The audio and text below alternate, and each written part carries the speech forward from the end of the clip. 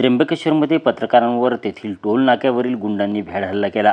या घटनेचा संपूर्ण राज्यभर निषेध व्यक्त होत आहे। यामध्ये बुलढाणा जिल्ह्यातही पत्रकार संघटनांकडून निषेध व्यक्त करून गावगुंडांवर कारवाईची मागणी करण्यात आली आहे। यासाठी TV and digital media association आणि जिल्हा पत्रकार संघाच्या वतीने संयुक्तरित्या जिल्हाधिकाऱ्यांची भेट घेऊन निवेदन सादर करण्यात आले। मूर्तिजापूर येथील पत्रकारांनी या घटनेचा निषेध नोंदवत उपविभागीय अधिकारी संदीप कुमार अपार यांच्या मार्फत मुख्यमंत्र्यांना निवेदन सादर केले। नाशिकच्या त्र्यंबकेश्वरमध्ये 2 दिवसापूर्वी जी24 तास आणि पुढारी न्यूज यांच्यासह इतर पत्रकारांवर भ्याड हल्ला झालेला आहे। या भ्याड हल्ल्याचा निषेध करण्यासाठी आज TV journalist association, Akhil Bharatiya Marathi पत्रकार परिषद आणि इतर संघटना जिल्हाधिकारी यांची भेट घेऊन त्याचा निषेध व्यक्त करण्यात आला। विविध मागण्या करण्यात आला।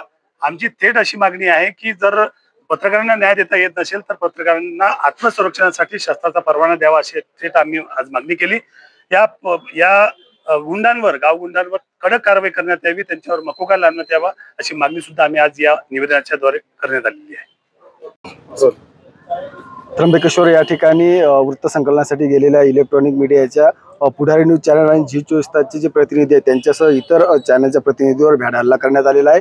या घटनेचा बुलढाणा टीव्ही जर्नलिस्ट आणि डिजिटल मीडियाच्या वतीने आम्ही या ठिकाणी या घटनेचा तीव्र शब्दात निषेध करतो आणि या संपूर्ण गावगुंडांवर पत्रकार संरक्षण कायद्याअंतर्गत विविध कलमांवर गुन्हा दाखल करण्यात यावा अशा पद्धतीची मागणी आम्ही मुख्यमंत्री तथा गृहमंत्री देवेंद्र फडणवीस यांच्याकडे जिल्हाधिकाऱ्यांमार्फत केलेली आहे। नाशिक त्र्यंबकेश्वर या ठिकाणी पत्रकारांवर हल्ला करण्यात आला। त्या ठिकाणी प्रवेश टोल नाक्यावरून पत्रकारांकडून जबरदस्ती वसुली आणि त्यांना मारहाण हा प्रकार सगळ्या महाराष्ट्राने पाहिला आहे। याच्या विरोधात निषेध करण्यासाठी आणि काही मागण्या घेऊन आम्ही आज बुलढाणा जिल्हाधिकारी कार्यालय या ठिकाणी आलो होतो। बुलढाणा जिल्हा पत्रकार संघ आहे, टीव्ही जर्नलिस्ट असोसिएशन आहे, इतरही संघटना आहेत, सगळ्यांनी एकत्रितपणे जिल्हाधिकारी महोदयांना निवेदन दिलेलं आहे। काही मागण्या आमच्या या निमित्ताने आहेत। राज्याचे गृहमंत्री, जे मुख्यमंत्री आहेत तेच गृहमंत्री आहेत, त्यांना आमची मागणी आहे, पत्रकार संरक्षण कायदा हा अंमलात आलाय नोव्हेंबर 2019 मध्ये, परंतु तेव्हापासून काही गुन्हे सुद्धा या प्रकरणामध्ये दाखल झाले, परंतु जेव्हा चार्जशीट येते तेव्हा त्या ठिकाणी हे जे गुन्हे आहेत ते सगळे खारिज केले जातात आणि ती चार्जशीट जी आहे ती रिकामी राहते आणि अनेक जे पत्रकारांवर हल्ला करणारे जे लोक आहेत ते निर्दोष सुटतात। म्हणून आमची विनंती आहे की या संदर्भात एक नोटिफिकेशन जारी करण्यात यावं गृह मंत्रालयाकडून। दुसरी मागणी आमची अशी आहे की त्र्यंबकेश्वरला जो ठेका दिलाय ती एएस मल्टी सर्व्हिसेस, म्हणजे ज्यांनी मारहाण केली त्यांच्यावर गुन्हा दाखल झाला, पण जे त्याचे मालक आहेत त्या मल्टी सर्व्हिसेसचे जे ठेकेदार आहेत, जे बाहेर महानगरांमध्ये बसून तो ठेका चालवतात, त्या कंपनीला एक तर ब्लॅकलिस्टेड करा आणि त्याच्या मालकाविरोधात एक गुन्हा दाखल करा आणि जे सगळे कोणी याच्यामध्ये इन्क्लूड असतील त्या सगळ्यांवर या प्रकरणामध्ये गुन्हा दाखल झाला पाहिजे।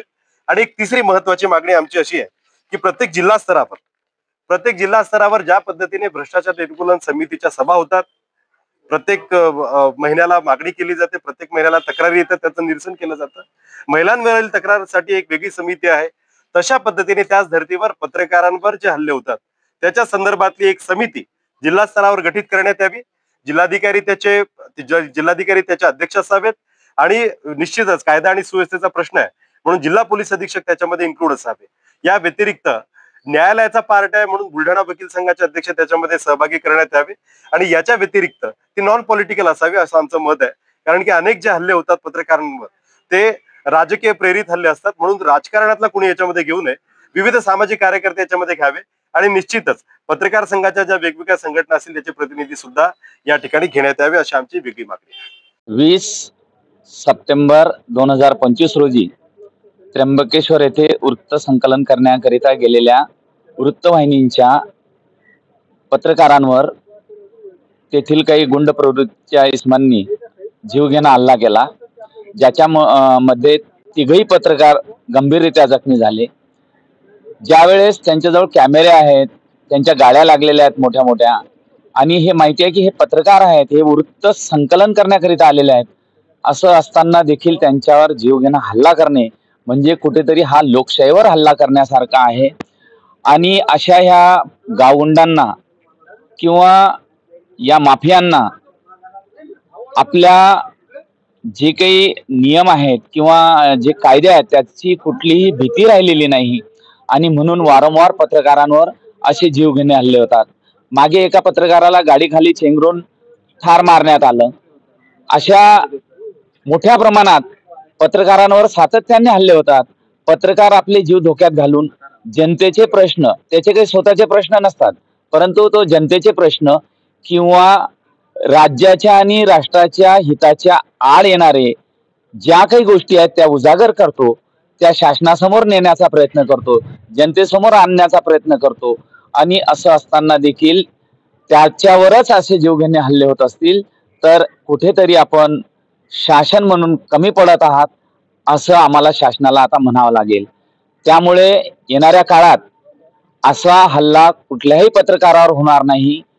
त्याकरिता जे काही आता कायदे आहेत त्याच्यापेक्षा जास्त कडक कायदे शासनाने करावेत आणि या हल्लेखोरांवर मकोका लावावा. अन्यथा आम्ही पुढच्या महिन्यात मुंबईला विधान भवनासमोर आंदोलन केल्याशिवाय राहणार नाही. संरक्षणासाठी जो कायदा सरकारने केलेला आहे तो कायदा पुरेसा आहे, पण त्याची अंमलबजावणी ज्या पद्धतीने व्हायला पाहिजे त्या पद्धतीने ती होताना दिसत नाही. आणि म्हणून मग पत्रकारांवर होणारे जे हल्ले आहेत ते कायमस्वरूपी सुरू आहे.